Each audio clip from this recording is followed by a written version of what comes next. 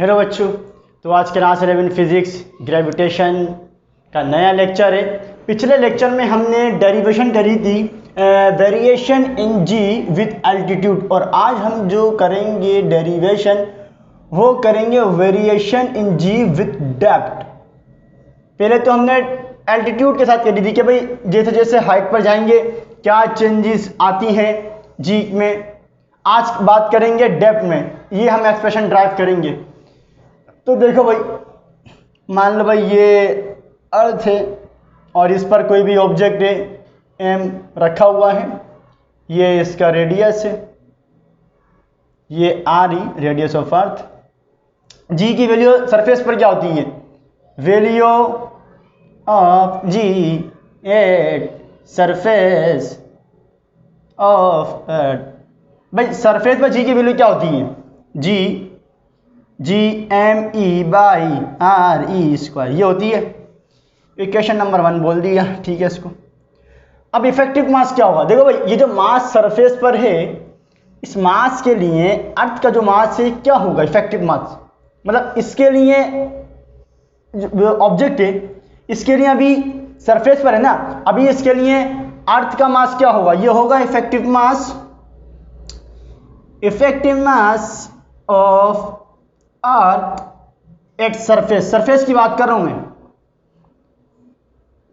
ये होगा M E is equal to rho E into V, ये होगा। देखो डेंसिटी से निकाला है, बस यही इसमें एक नया कंसेप्ट आएगा। अगर तुमने पिछला लेक्चर नहीं देखा एल्टीट्यूड का, तो मैं तुम्हें रिकमेंड करूंगा पहले तुम वो देख कर आओ, वो तो फिर बड़ा आसान तुम्हें लगेगा डेरिवेशन। रो ई, रो डेंसिटी, ये वॉल्यूम। भाई डेंसिटी क्या होता है? मास पर यूनिट वॉल्यूम, तो मास क्या आ गया? रो ई इंटू वी, ठीक है। और वी हमने पहले ही बताया था कि हम अर्थ को एक परफेक्ट स्फीयर कंसीडर करते हैं, और स्फीयर का जो वॉल्यूम है वो तो कांस्टेंट होता है। तो यहाँ से अगर मैं इसकी बात करूँ इफेक्टिव मास की, तो ये क्या हो जाएगा? ये हो जाएगा 4/3 पाई जी आर ई क्यूब, है कि नहीं? अरे भाई देखो, वी हमने स्फीयर मान रहे हैं, तो स्फीयर का वॉल्यूम कांस्टेंट होता है 4/3 पाई जी 4/3 पाई आर ई क्यूब। तो ये हो जाएगा हमारे पास 4/3 पाई आर ई क्यूब, ठीक है। इक्वेशन 2 बोल दिया इसे हमने, इफेक्टिव मास सरफेस पर। अब दूसरे इक्वेशन को डाल दो 1 में, पुट इक्वेशन 2 इन 1।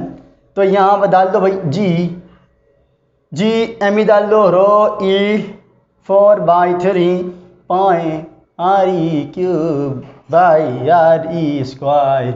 ये ख़त्म हो गया स्क्वायर, क्यूब ने स्क्वायर को ख़त्म कर दिया, तो जी की वैल्यू क्या आ गई? 4/3 पाई जी रो ई आर ई, ठीक है। इसे हमने कह दिया भैया इक्वेशन नंबर ए कह दिया हमने। अब देखो, अब जब हम ऑब्जेक्ट को डेप्थ में लेके जाएंगे, अभी तो हमने सारी बातें जो करी हैं ये डेप्थ ऊपर की हमने करी है सरफेस पर। अब हम ऑब्जेक्ट को लेकर जा रहे हैं डेप्थ पर। देखो, अब जब हम ऑब्जेक्ट को, मैं मान लो कि मैं ऐसे, मैं तुम्हें दिखाऊं, ये अर्थ अभी एम सरफेस पर था। अब मैं क्या किया मैं ये आर ई हो गया, ये आर ई, ठीक है।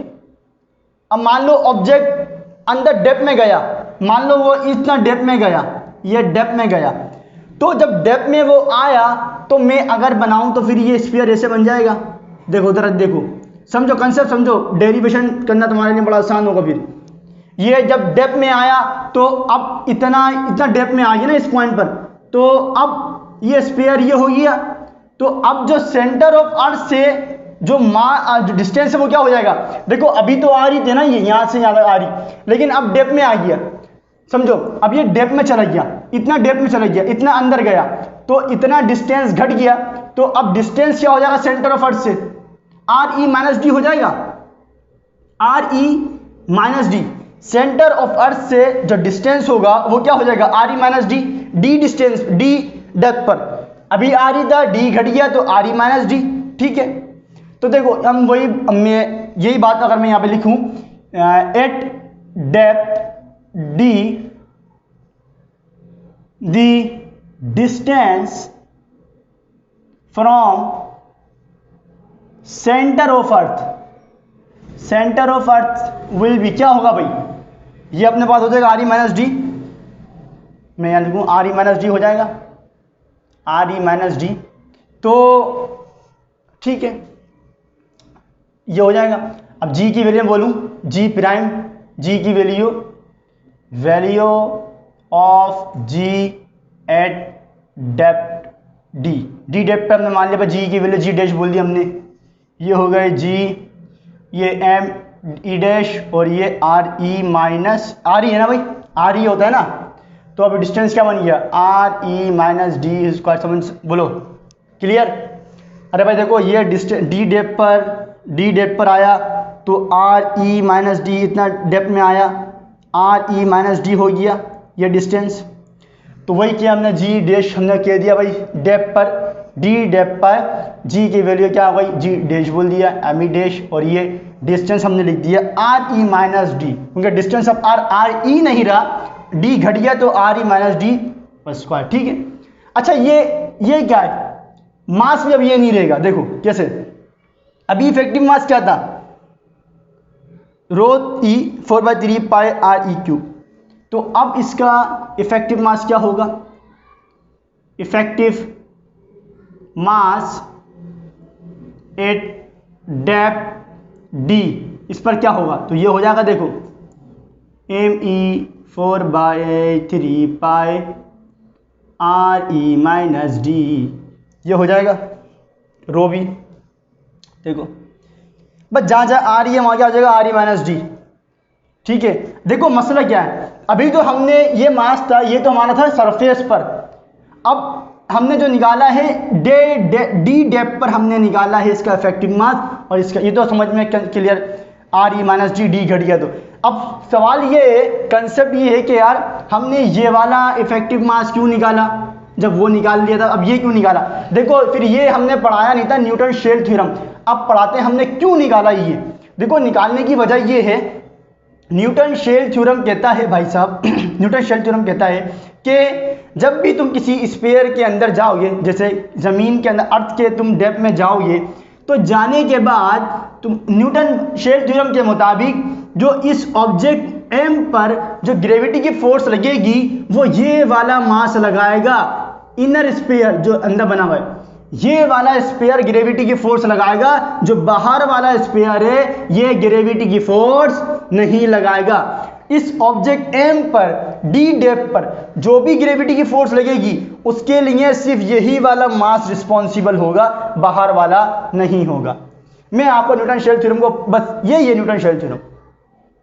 अब जब डी डेप्थ पर आ गया तो अब इसलिए हमने इसका इफेक्टिव मास निकाला, क्योंकि न्यूटन शेल थ्योरम के मुताबिक जो इस पर ग्रेविटी की फोर्स लगेगी वो यही वाला मास लगाएगा, यही रिस्पॉन्सिबल होगा, ये वाला नहीं लगाएगा। तो इसीलिए हमने क्या निकाला, इस डी डेप्थ पर हमने ये वाला इफेक्टिव मास निकाला, यही हमारा कंसेप्ट है। क्यों निकाला पता होना चाहिए यार, ठीक है। तो हमने इसे कह दिया भाई इक्वेशन नंबर 3, इसे कह दिया इक्वेशन नंबर 4, ठीक है। अब ये मैं इसे रब कर देता हूँ, इसे कॉपी करो, इसे पोस्ट करके कॉपी कर लेना। चलो भाई चलो, अब जो पहले किया था वो अब भी करो। 4 को 3 में डाल दो, पुट इक्वेशन 4 इन 3।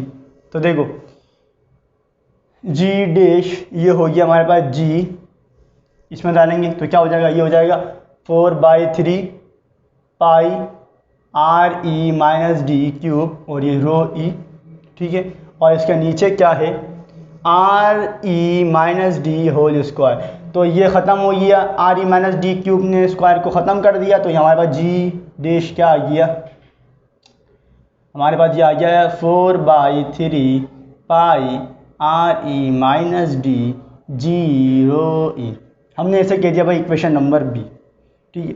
अब इक्वेशन नंबर ए तुम्हें याद है ना क्या था, हमने तो सर अब कर the equation number A. Equation number A हमारे पास क्या आई थी, देखो इक्वेशन नंबर ए, इक्वेशन ए जिसको हमने बोला था वो क्या थी हमारे पास, वो हमारे पास थी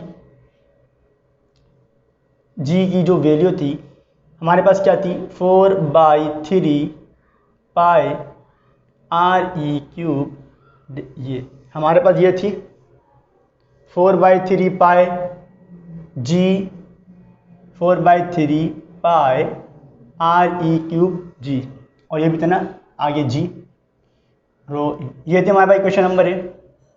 ठीक है, अब क्या करो, इक्वेशन बी को ऐसे कर दो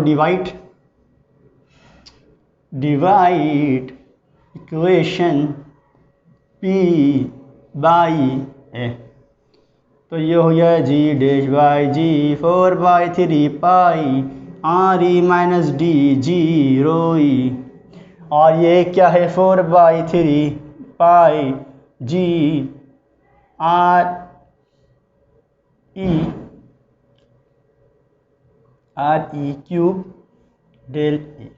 ठीक है, तो देखो यहाँ देखो r/e या r/e था, r/3 नहीं r/e, सही है। तो अब देखो 4/3 ख़त्म, पाई ख़त्म, g भी ख़त्म और r रो e भी ख़त्म। तो यहाँ पर मैं बोलूँ तो g डैश बाई g, ये क्या बचा ऊपर r/-d और नीचे r/e, दोनों का नीचे लिख लूँगा अलग अलग, मैं दोनों के नीचे लिख लेता हूँ। तो ये हमारे पास क्या हो गया r/-d/r/-e ख़त्म, तो यह बचा 1-d/r/e। ठीक, अब ये जी यहाँ पे डिवाइड में इधर आएगा तो मल्टीप्लाई करेगा, तो ये हमारे पास g डैश हो जाएगा g × 1-d/r/e, और यही है हमारे पास एक्सप्रेशन एट डेप्थ d, कि जब d डेप्थ पर जाएंगे तो हमारे पास कितना g में चेंज आएगा उसकी एक्सप्रेशन। यहाँ तुम्हें दिख रहा होगा d की वैल्यू जैसे जैसे बढ़ेगी हमारे पास g की वैल्यू क्या होते जाएगी, कम होते जाएगी। तो ये थी हमारे पास पूरी की पूरी डेरिवेशन जो कि आपके पास आती है लॉन्ग क्वेश्चन में। तो इसको पूरा करना, पहले एल्टीट्यूड की देखना फिर ये देखना, तो ज़्यादा अच्छी समझ में आएगी। बाकी पढ़ाई करो, अल्लाह हाफिज़।